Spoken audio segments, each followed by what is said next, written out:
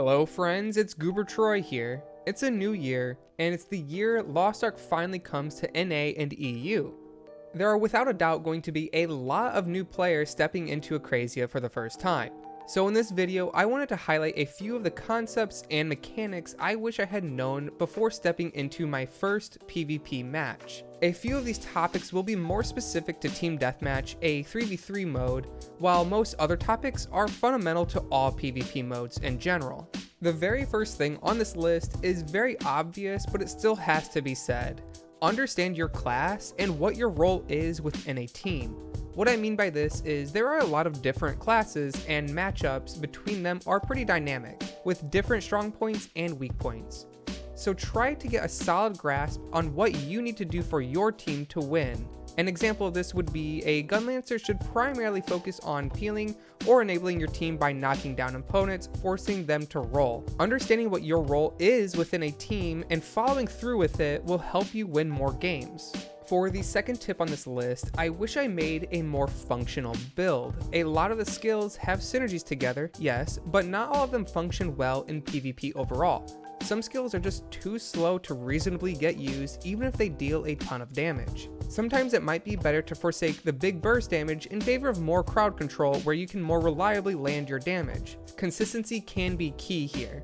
You can test some of these combos once you get to level 30 and gain access to the training room. Here you get infinite skill points to try out different skill combinations and tripods. Just place a training dummy and play with different skill combos to get timings down. For our third tip, we have don't forget to invest your PvP points. When you are setting up your PvP loadout, you select your skills, invest your skill points, and select your tripods to further enhance your skills. Each loadout is given 1,250 stats to invest into any stat you want, with each stat maxing out at 1,000. In Korea, this has recently been changed to a maximum available stats of 1,000 with a stat maxing out at 750, but it's unclear right now if this change will be released in the initial Western version or not. For the majority of classes, these stat allocations will mean investing the maximum into agility, since agility reduces skill cooldowns, increases your attack speed, and your move speed. Basically, agility will just give you everything you want and need in a fast-paced PvP environment. Since there are a lot of crowd control effects, the second stat you want to invest in is likely going to be Subdue, since that gives you a damage bonus against crowd-controlled enemies. Lastly, invest at least 1 point into Crit, since this will give your abilities a chance to actually crit, even though it won't be super often. This is kind of just a generic PvP stat template, and you can adjust these once you get comfortable with your class. Next up, for number 4, we have understanding the crowd control system. As many of you step into the arena, you will get crowd controlled. Like a lot, it's just inevitable. Lin-O does a great job of explaining these crowd control systems in great depth, so I will leave a link to his video in the description below. But to quickly summarize, there are 4 different types of crowd controls with different types of immunities for each. So understand what crowd control your class can bring, because being able to reliably control the enemy team is what wins you games. This next point expands a little bit on the crowd control system, and that is playing as a team. You need to play together, and I don't mean like stacking up as a death wall, because that just leads you to getting area of effect crowd controlled and dying as a team.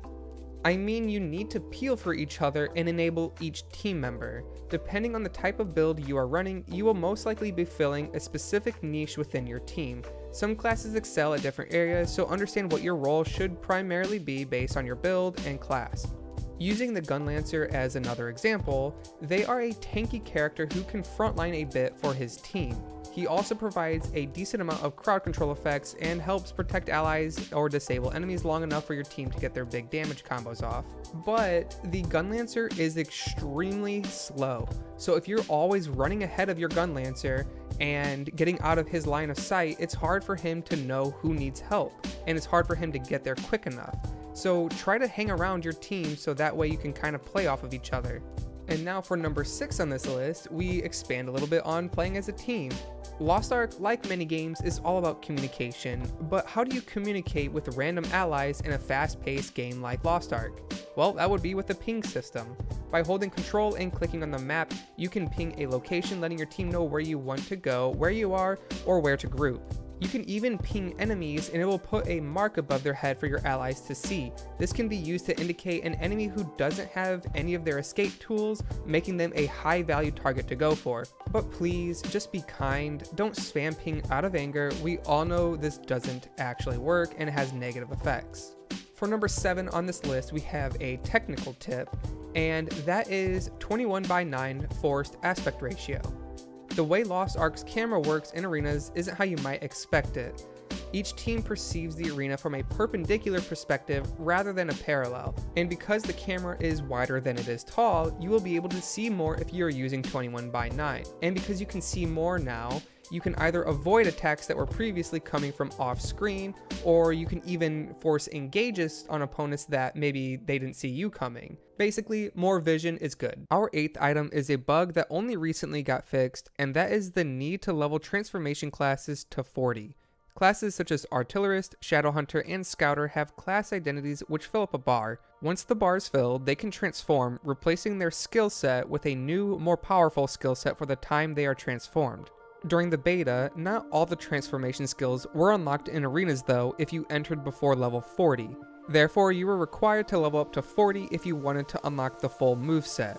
But since this was recently fixed in the Russian server, I suspect this will also be fixed in the NAEU release as well. So this point is more of a heads up. Coming in at number 9, we have animation canceling. Every skill has some sort of animation, obviously, but you can cancel the final frames of your abilities by using your dash. This is a useful technique for some classes to extend combos or avoid getting punished if you whiff your attack. One example of a combo extension is Artillerist, where their Gatling skill can be dash cancelled into their stun. This lets them engage from much further away than you'd normally expect, and leads to big damage. For number 10 on this list, we have staying in the fire when your health is low. The floor is literally lava within each team's spawn point. Standing in this fire will deal a decent chunk of damage over time, so staying in there too long can cause you to take a ton of damage. However, the fire doesn't reduce your health below 0. As a result, if an enemy is trying very hard to finish you off, you can retreat to your spawn and force enemies to come to you. They'll be forced into a choke point where it makes it easier for you to land some skills, while also forcing them to take unnecessary damage over time if they really want to commit to finishing you off. Another time it's smart to retreat to your spawn is if both of your teammates have died and you're waiting for them to respawn. So instead of being stuck in a 1 versus 3 while wandering the arena, you can just retreat to your spawn, stand in the fire for a little bit, and then regroup as a team. For number 11, we have an arena comeback mechanic. I'm not sure if I'd really call it a comeback mechanic though, as it applies to both teams regardless of the score, but basically arenas last for 5 minutes. The last minute of normal matches, or the last 30 seconds in ranked matches, everyone will receive a buff. This buff gives everyone increased damage, a higher crit chance, and lastly, everyone respawns faster. Because of this crazy damage increase, you can nearly kill anyone in a single combo if you and an ally catch them without their roll. For number 12, this is a very simple one, but also very important, and that's don't forget to buy Awakening Stones. Every class has Awakening abilities that take a currency called Awakening Stones per use. So if you enter an arena and you haven't purchased any Awakening Stones, you're kind of gimping yourself by not being able to use one of your strongest abilities, and it's just not great. You can purchase Awakening Stones from any general merchant in major cities. And for number 13, the last item on the list, we have the placement match system. Like many competitive ranked games, there is a placement match system to help determine your skill level early on. This means you will be gaining and losing a lot more rating for your first few matches, which scales down the more games you play. For example, the first games you play, you might gain 64 rating, but the more games you play, instead of 64, you might only gain 20 or like 15 or whatever. So just be aware that your initial games will influence your rank a lot more than your later games. This is also important to understand because these placement matches are account-wide, not character-based. So if you start ranked and you just grief your placement matches because you didn't actually understand the class you were playing, and later want to actually give it an honest try, then you're probably not going to have a good time with it. So before you join any ranked matches, make sure you have a good understanding of a lot of the topics we discussed in this video. And that wraps up all the tips, tricks, and mechanics I wish I had known before starting Lost Ark PvP. I'm sure there are a few more that I'd forgotten about, so feel free to let me know in the comments about some tricks you wish you had known before you started. As always, if you found this video helpful, please consider liking and subscribing for more Lost Ark content in the future. But this was Goober Troy once again saying thanks for watching, and remember to squad up and have fun.